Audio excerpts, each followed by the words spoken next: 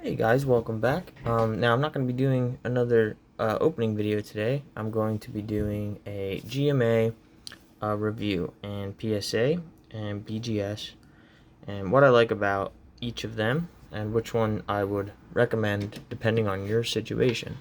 Now I did a lot of research on this throughout the last month or so, and I ended up going with GMA. I kind of knew I was going to do that, but not at first. Originally, I'll give you a little backstory here. So, um, I used to play blue, red all the time. Like right when that came out, I played it like everyone else, all the time, everywhere I went. Had my little Game Boy, and I was playing it. And then, Crystal, silver and gold came out, and I played a lot of silver and a lot of gold and crystal. And then I did play a little bit of card game back when I just opened up the premium box collection, so I'm playing with this pin here. But so I did have a lot of the cards, not too many, but I had a few holographics, and I don't remember if they were first edition or base set, and I actually have no idea whatever happened to those.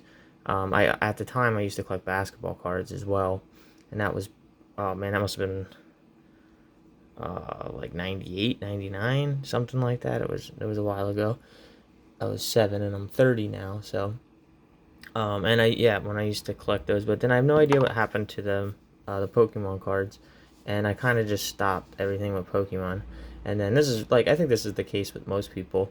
And then how I got back into it was I was just watching YouTube videos, and I got recommended like a card pack opening, and I started watching them, and then I went from Leonhardt to Loot Box and Real Breaking Nate and TCG,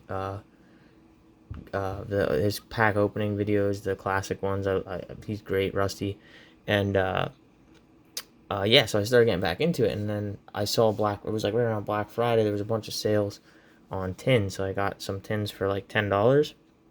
Quite a few of them. I got some Flareon tins, and those are down. Those are on my YouTube channel of me opening them, and I think it was I don't remember how many evolutions packs, maybe like 3 or 4 into it, and I pulled a Mega Charizard, and I had no idea how rare it was at the time, and I ended up pulling 3, so 2 more after that, and so I started, collecting full arts and GXs, and I had them stacking, and I was like, I need to get these graded. Gives it value, protects them, for longer runs while you're holding them, even better than the regular card holders. Because I've actually had really good cards get broken in regular hard sleeves, like the top loaders. I mean, that was mostly my fault being young and dumb. I brought a Brett Favre rookie card into show and tell, and my books actually broke the top loader, and cracked, and then bent the card. And at the time, it was like a $50 card, and now it probably would be like several hundred or thousands maybe. So yeah, if I knew about grading back then, I probably would have got it graded, but I didn't really know that much about it.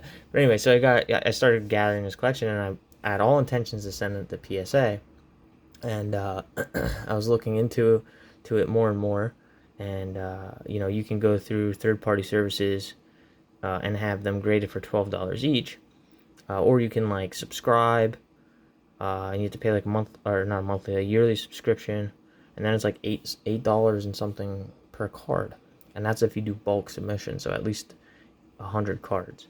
So it would have been almost $1,000 to get my 100 cards graded, and I was like, that's like a lot of money. That's a lot of money. So let me see if there's any alternatives. So I started looking around. I saw BGS. They're good, and they're expensive as well. They're almost the same price. I think they might be a little bit cheaper, but not by much. And then I saw a couple other ones. GMA was one, and for whatever reason, GMA had really good reviews in the sports field, but really bad reviews in Pokemon area. So I was looking into it a little bit more, and it seemed like what happened was they were more sports enthusiasts, and at the time, a couple years ago, they didn't really know as much about Pokemon cards. But over the years, they've gotten better at grading those. So I guess before, in the earlier days, they didn't know exactly what to look for, especially with like WotC era cards. Like, there's so many things that are like little nuances and stuff that make them completely different, that if you're not a trained professional, you'll miss. I know I would miss a lot of that stuff. I don't know that there's so many little tiny things that you can miss with those. But but they've gotten a lot better over the years. So I decided, since these were only $3, it's $3.50 to grade with GMA, that I was going to give them a shot. And at that point, I still wasn't 100% convinced that I was going to go with GMA. And then I started watching like watching YouTube videos, and some of the more recent big Pokemon names. I'm not going to name them because I don't want to kind of have, with this type of video, I don't want to put their names into something if they don't feel comfortable with it. So, but I know they were submitting a bunch of cards, and they looked like they were supposed to get 10s, and they just kept getting 9s, 9s, and 9s, and they looked mint. Like, you can't always capture everything on video and picture, but they were like, if you get really, really close, you can get a good idea of why a card got graded the way it did. Like, there's like a little white dot there. This one's off centered a slight bit, and so it got a 9, and that's a justifiable 9. And now, there's, in all grading companies, there's going to be, you're not going to get perfect. There's going to be some that come back and are like, why did that get graded that? I think out of the 100 I've submitted, there was probably like 2 or 3 maybe minor discrepancies that I had, and they weren't like so far off to say like that doesn't make any sense. But my problem was with the PSA, and they had such a good reputation in the Pokemon community that it gives the cards a lot of value. So that's kind of why I did want to go with them, and the quality of the cases are very, very solid. But the downside is, they're a publicly traded company. So what happens is they have to start meeting quotas, and one of the things that they're going to be doing, like, the board is going to be coming up with ideas on how to make sure that their companies stay profitable. And so by having more 9s given out than 10s, you're going to be keeping the population count on those cards lower. You're also going to have people trying to resubmit more often, especially if they think it deserved a 10. They're going to be like, well, they like just missed it, I'm going to resubmit it and get a 10. So they start doing things that aren't in the best interest of the customer. They're going to be starting to put the best interest of the shareholders above. So that was kind of the defining moment where I was like, all right, and I looked into some other grading companies too. I can't remember their names, but they were other really small ones like GMA, but they weren't around as long, and the quality of even the top thing here, like the quality on this isn't like, it's just a perforated edge, like. But they were on the other companies, which I can't remember their names and stuff, but had like white chipping, big creases on these things. Like, they weren't very good quality. So I reached out to this guy, because he just does it from his house, but I mean, it's a very professional website. Like, you should check out the website before you do it. But he does. I'm pretty sure he does it out of his house, because it was just like a local address. Not local to me, but a local, a residential address, I should say. And I reached out to him, and he seemed like a good guy, so I trusted it, and I sent it out, and all the grades came back, mostly what I expected. There was a couple, like I said, I think there was one that I got a 10 that probably shouldn't have gotten a 10. It should have gotten it probably should have gotten like an 8 or a 9. And then there was, if I can find it here, there's one here I was like, I got a 7, and I was like looking all over this card to find, there it is, 7.5, and it's a promo card. I was looking all over on why this didn't get a 10, and I could not find it. There's no scratches, and like the back is very, very minty, unless that is a crease up here, but I think that's just on the case.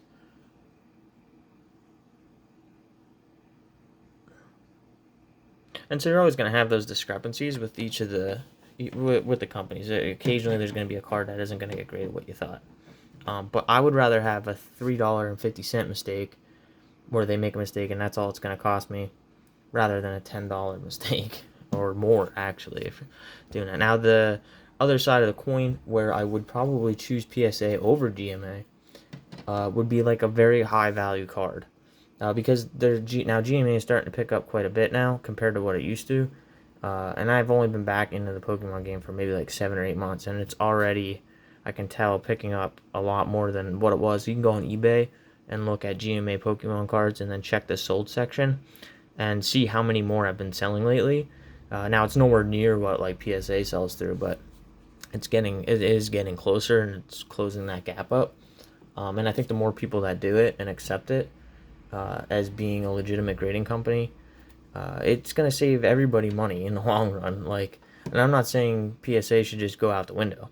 There's a good place for PSA, and most of it is like those premium collections that people have had for so long are mostly PSA graded, and they're not gonna lose any value. They're just not, because PSA is still very solid, reputable, and if you're doing like really expensive cards, like if you're doing like a base set Charizard or something like that, it wouldn't hurt to do GMA in any way. But on the same side, if I had like 10 of them, I'd probably do most of them PSA and then a few GMA. PSA, you're going to have better resale value. Typically, it'll boost up the price of it. I have noticed, again, GMA with being selling more of them, that margin is closing. People are recognizing a 10 GMA as being closer to a PSA 10. And the thing that I like about BGS now that GMA does, and PSA does, well, kind of, PSA does it too, but I like the 0.5s, 7.5s. I think that's good. Now, this is the one that I don't agree with, but I like the fact that they have decimal places and cut it down a little bit more. I do, the thing that, and this is another hot topic. Some people really like it and some people really don't, but I like how they do on BGS. They do the surface and corners and stuff, and then they do subgrades.